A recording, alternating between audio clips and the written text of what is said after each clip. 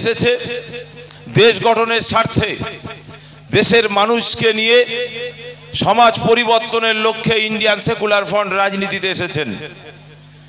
অতএব আসুন না ভাই, তৃণমূলের ঝান্ডা থাকবে, বিজেপির ঝান্ডা থাকবে, আইএসএফ এর ঝান্ডা থাকবে, সিপিএম এর ঝান্ডা থাকবে, প্রত্যেকটা রাজনৈতিক দলের ঝান্ডা থাকবে। আম সাধারণ মানুষ যার যেখানে ভোট দেওয়ার ইচ্ছা সে সেখানে ভোট দেবে। এত উন্নয়ন করেছেন, লক্ষ্মীর ভান্ডার থেকে শুরু করে একজন ভাই একজন বোন সে যখন ভূমিষ্ঠ হচ্ছে তখন থেকে শুরু করে কবরে যাওয়ার আগ পর্যন্ত, শ্মশানে যাওয়ার আগ পর্যন্ত সব আপনাদের প্রকল্প আছে। কিন্তু তারপরেও কেন এত ভয় দেখাতে হচ্ছে? ভালোবেসে মানুষকে ডাকুন, আপ্যায়ন করুন, মানুষ নিশ্চয়ই সাড়া দেবে। কিন্তু সেই ভালোবাসা দেওয়ার বস্তুটুকু আপনাদের কাছে নেই। তাই আজকের এই মাঠ সেটার প্রমাণ করে দিয়েছে। ইন্ডিয়ান সেকুলার ফ্রন্টের কর্মীদেরকে বিরিয়ানি খেতে দেওয়া হয়নি, ইন্ডিয়ান সেকুলার ফ্রন্টের কর্মীদেরকে গাড়ি খরচার জন্য তেল ভরে দিতে হয়নি, তারপরেও এই মাঠটা তারা ভরিয়ে দেখিয়ে দিয়েছেন। এটা ভাবতে হবে, কিসের ভালোবাসা, কিসের মহব্বত, কিসের আকর্ষণ, এটা আপনাকে বুঝতে হবে, ভাবতে হবে। আপনি সেই দিকে চিন্তা ভাবনা না করে আমাদের ছেলেদেরকে হুমকি দিচ্ছেন, মিথ্যা মামলা দিচ্ছেন। দিন, কিন্তু এটাও ভাববেন সময় কিন্তু আপনারও আসবে, এটা মাথায় রেখে কাজ করুন। আজকের আপনি আমার কর্মীর বাড়িতে ভাঙচুর করছেন, আগামীকাল আপনার বাড়িটাও দেখবেন অন্য কোনো রাজনৈতিক দলের কর্মীরা এসে ভাঙবে। অতএব নিজের দিকটা ভাবুন যে আমি যেটা করছি এটা হয়তো আগামী দিন আমার উপরেও আসতে পারে, এটা ভাবুন, এটা ভেবেই রাজনীতিটা করুন। হয়নি এই এলাকায় দুর্নীতি, হয়নি এই এলাকায় 2 নম্বরই কাজ। আবাস যোজনার ঘরগুলো সমস্ত মানুষগুলো যদি পেত তাহলে ওই গরিব অসহায় মানুষটা সে তার ঘরের মধ্যে শান্তিতে ঘুমাতে পারত। কিন্তু আবাস যোজনা নিয়ে কিভাবে দুর্নীতি হয়েছে, আনফান ঝড়ের দুর্নীতি কিভাবে হয়েছে, 100 দিনের কাজে কিভাবে দুর্নীতি হয়েছে, এলাকার মানুষ সবই জানে। আজকের আপনারা আপনাদের দুর্নীতিগুলোকে বন্ধ করুন, তাহলেই দেখবেন মানুষ আপনারও পাশে যাবে, আপনারও সাথে থাকবে।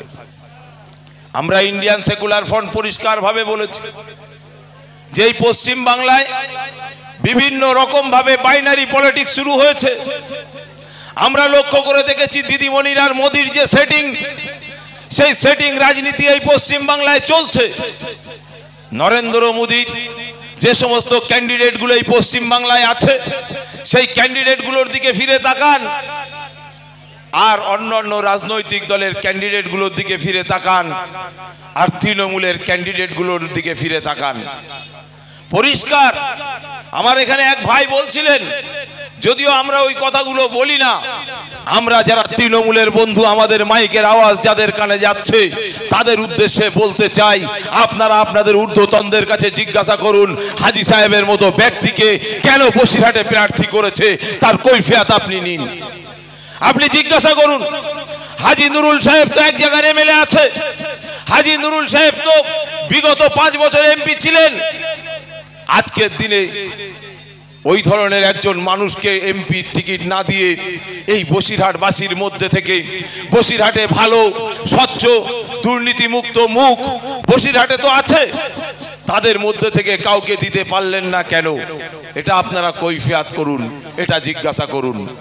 আমরা বুঝতে পারছি বিজেপির নেত্রীকে জেতানোর জন্য এটা একটা কৌশল নয় তো, বিজেপির হাতে পশ্চিম বাংলার মধ্যে বসিরহাট লোকসভাটা তুলে দেওয়ার একটা কৌশল নয় তো।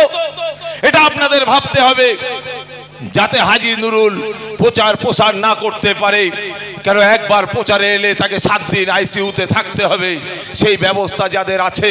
অতএব এই ধরনের একজন মানুষকে দাও যে মানুষের কাছে যেতে পারবে না, ভোট ভিক্ষা চাইতে পারবে না, জনগণের সঙ্গে কথা বলতে পারবে না, পার্লামেন্টে যে বসিরহাটের মানুষের দাবি আদায় করতে পারবে না, এই রকম একজন মানুষকে প্রার্থী করো। এটা নয় তো, এটা ভাবুন। তাই তৃণমূলী বন্ধুদের বলবো, আপনি যখন যে লেভেলে যেখানে রাজনীতি করুন না কেন করেন, আমাদের কোনো দুঃখ নেই।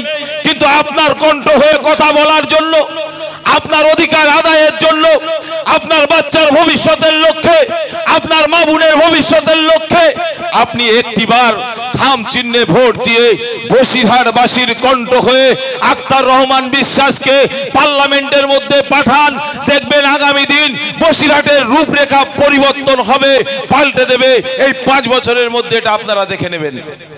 আমরা দেখেছি এতদিন আপনারা কেউ জানতেন না যে একজন এমপি প্রতি বছরে কত টাকা করে পায়, এ খবর আপনারা রাখেন না।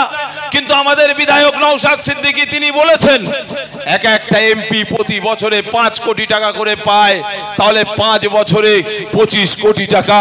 আমি বলতে চাই আপনাদের কাছে যে 25 কোটি টাকার কাজ করেছে বিগত এমপি, সেটা একবার শ্বেতপত্র প্রকাশ করুক, তাহলেই বলবো হ্যাঁ। নিয়ে আসা তো দূরের কথা, এমপি সভার মধ্যে কতদিন তার হাজিরা ছিল সেটা একবার হিসাব করুন। যখন আপনার এলাকার এনআরসির সমস্যা হয়েছে, এনআরসি নিয়ে যখন বাংলার 1 শ্রেণীর মানুষ, বাংলার মা বোন থেকে সবাই আতঙ্ক যে এনআরসি হবে, এনআরসি হবে, কি হবে, তখন সেই সময় দিদিমণি কলিকাতার রাজপথে বললেন আমার বুকের উপর দিয়ে এনআরসি হবে। আর আমার নওশাদ সিদ্দিকী ভাইজান বললেন যে না, এনআরসির রোখার জন্য মামলা করতে হবে। সেজন্য সর্বপ্রথম এনআরসি রোখার জন্য যে ব্যক্তি মামলা করেছেন তার নাম আর কেউ নয়, সেটা ভাঙড় বিধানসভার বিধায়ক আমার দলের চেয়ারম্যান নওশাদ সিদ্দিকী। তাই আপনাদের উদ্দেশ্যে বলবো যে কোথায় আপনার মূল্যবান ভোটটি দেবেন একবার চিন্তা ভাবনা করে আগামী দিন 1 তারিখে আপনি আপনার ভোটটা দিন। তবে আপনাদের কাছে এটা আমরা গ্যারান্টি দিতে পারি, আপনাদের ভোট কেন্দ্রে এতদিন বহু মানুষ পঞ্চায়েতে ভোট দিতে পারেননি, বহু মানুষ বিধানসভায় ভোট দিতে পারেননি। তবে এবছরের লোকসভায় আপনি যাতে আপনার ভোট কেন্দ্রে ইভিএমের সামনে যেতে পারেন সে ব্যবস্থা ইন্ডিয়ান সেকুলার ফ্রন্ট করবে, এটা কথা দিয়ে গেলাম আপনাদের কাছে। ইন্ডিয়ান সেকুলার ফ্রন্ট ভোট বাক্স, আর আপনি থাকবেন খাম চিহ্নে ভোট দিয়ে বিপুল ভোটে জয়যুক্ত করবেন আমাদের প্রার্থীদেরকে। এই আশা রেখেই আমি আমার সংক্ষিপ্ত বক্তব্য শেষ করছি। ইন্ডিয়ান সেকুলার ফ্রন্ট জিন্দাবাদ, আইএসএফ জিন্দাবাদ।